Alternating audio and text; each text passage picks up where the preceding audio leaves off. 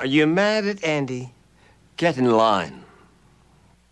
I've been doing these commentaries on 60 Minutes for 28 years now, and a few weeks ago, I did a piece that set a record. The record was for angry mail. I get more email than letters now. I said we no longer make the best cars in America, and a lot of Americans are buying Japanese-made cars. Well, you'd think I'd thrown the American flag on the ground and stepped on it. Here's some sample letters. As an employee of General Motors, I am insulted by the Andy Rooney story on GM, Ford, and Chrysler. Cheryl Montgomery.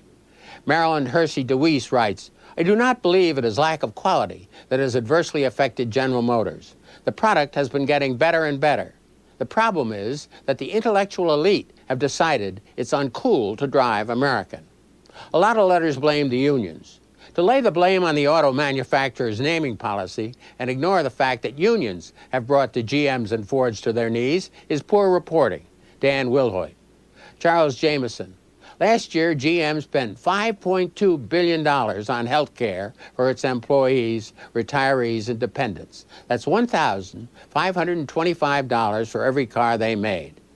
Several letters praise our auto industry for having provided good wages and lifelong security for auto workers that workers in other countries do not have. Ron F. Marks.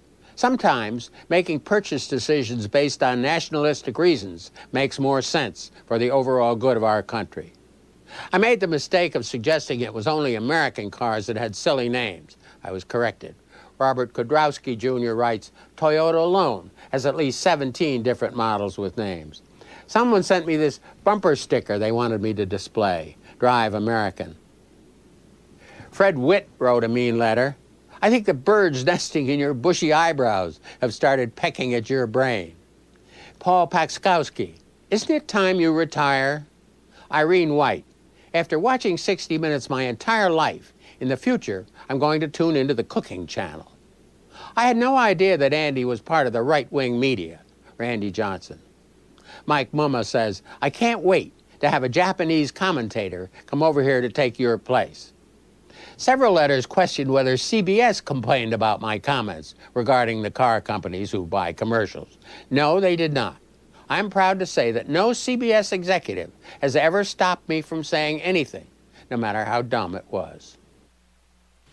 And me too. I'm Mike Wallace. We'll be back next week with another edition of 60 Minutes.